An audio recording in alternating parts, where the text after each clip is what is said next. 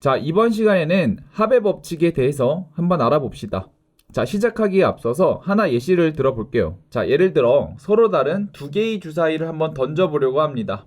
자, 이때 눈의 합이 3 그리고 또는 5가 나올 그 경우의 수를 한번 생각해 보려고 합니다. 자, 그래서 이걸 어떻게 구하냐면, 자, 하나씩 나열을 해볼게요. 자, 3이 나오려면은 일단은 눈의 합이 1하고 2가 나올 수 있겠죠. 자, 그런데 얘는 지금 서로 다른 주사이기 때문에 2하고 1일 때도 포함시켜야겠죠. 자, 그래서 3이 나오는 경우의 수는 2가 나오게 되고, 자, 5가 나오는 경우를 한번 나열을 해보자면 1하고 4가 나오면 5가 되겠죠. 그리고 2하고 3이 나오게 되면 마찬가지로 5가 될 겁니다.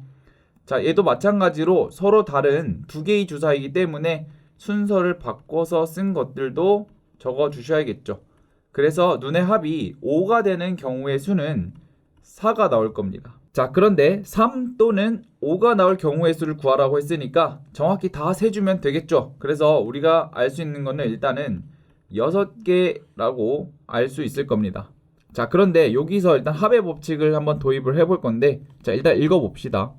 합의 법칙이라는 것은 일반적으로 두 개의 사건 A와 B가 동시에 일어나지 않을 때, 그때 사건 A가 일어나는 경우의 수를 M, 사건 B가 일어나는 경우의 수를 N이라고 했을 때, 자, 사건 A 또는 사건 B가 일어나는 경우의 수는 M 플러스 N이다 라고 설명하는 것이 바로 합의 법칙입니다.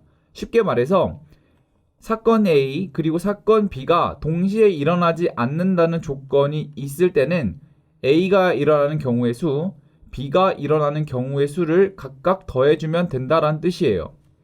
요 밑에 예시에서 본 것처럼 3과 5는 동시에 발생할 수 없죠. 3이면서 5가 나올 수 없으니까. 자, 이런 경우에는 3이 나오는 경우의 수인 2와 5가 나온 경우의 수인 4를 더해서 최종적으로 구해줄 수 있다는 이 법칙이 바로 합의 법칙입니다. 자, 그런데 이 합의 법칙이라는 것에 너무 얽매여가지고 이것만 사용하면 안 되거든요. 자, 우리가 일반적으로는 사건 A 또는 사건 B가 일어나는 경우의 수를 구할 때는 A 합집합 B의 경우의 수를 구해주시면 되는 거예요.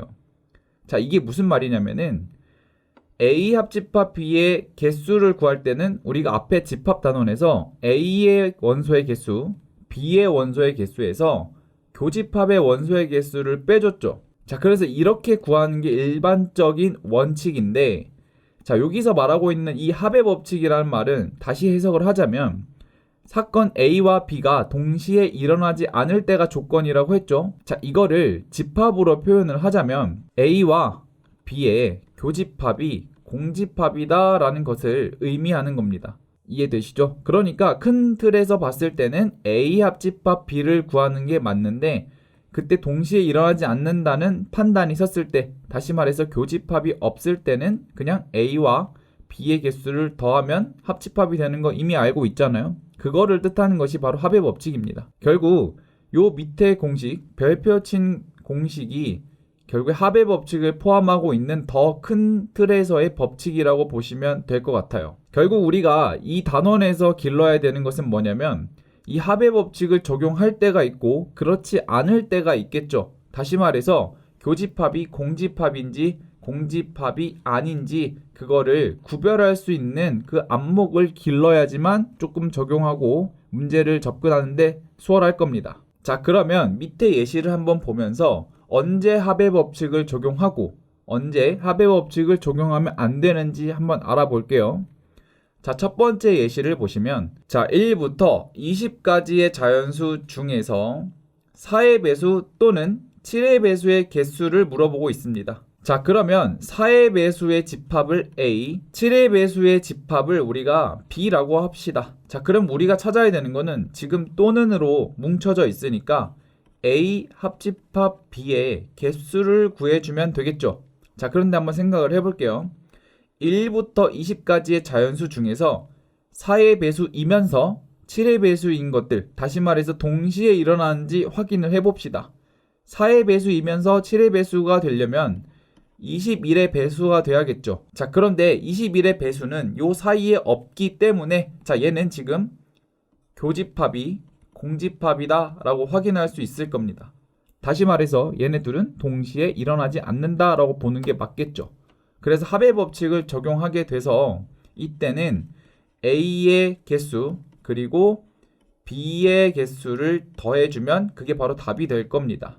자, 그러면 4의 배수는 1부터 20까지 해서 총 5개가 존재하게 되고 7의 배수는 2개가 존재하므로 2개를 더해주면 총 7개가 정답이 되겠죠.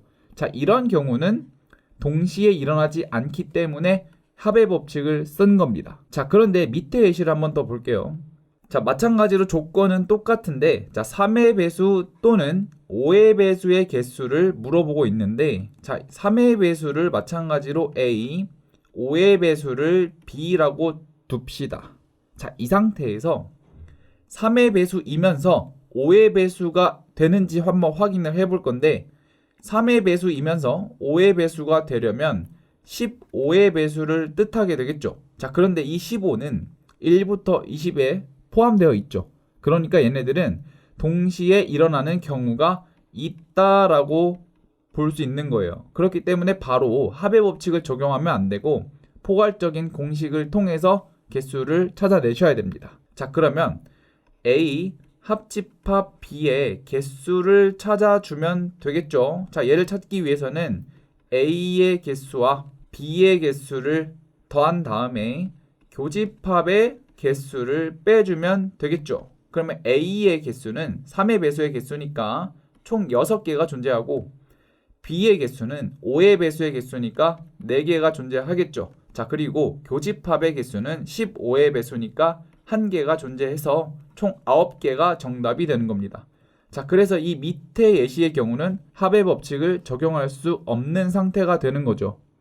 자, 그래서 우리가 이 합의 법칙이라는 용어에 얽매이지 말고 항상 적용할 수 있는지 적용할 수 없는지에 대한 이 안목을 기르는 거에 초점을 맞춰서 학습을 진행하셔야 됩니다. 자, 문제 138번 보겠습니다. 자, 1에서 25까지의 숫자가 하나씩 적혀 있는 25장의 카드가 있답니다. 자, 다시 말해서 숫자 1부터 25까지의 카드가 있다라고 하는 거죠. 자, 이 중에서 우리가 한 장을 추출한답니다. 자, 한 장을 뽑았더니 그 카드가 3의 배수 또는 24의 약수가 나오는 경우의 수를 구하는 문제입니다. 자, 그러면은 3의 배수이면서 24의 약수가 동시에 발생하는지 일단 캐치를 해야겠죠. 자, 그런데 24의 약수에는 이미 3이 들어가 있죠.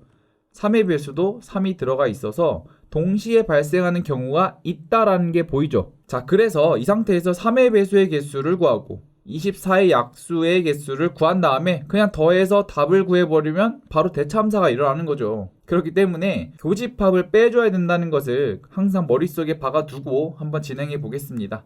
자, 그러면 1부터 25까지 해서 3의 배수는 3, 6, 9 이런 식으로 나가서 24까지 찾아주면 되겠죠. 그래서 총 8개라는 것을 확인할 수 있고, 자, 24의 약수도 한번 찾아봅시다. 그러면 자, 요렇게 8개가 나오게 되겠죠. 자, 그런데 딱 봐도 지금 2개를 더한 값인 16이 정답이 없잖아요. 그래서 굳이 정답이 없다는 거 확인할 수 있는데, 자, 일단은 연습을 해봅시다.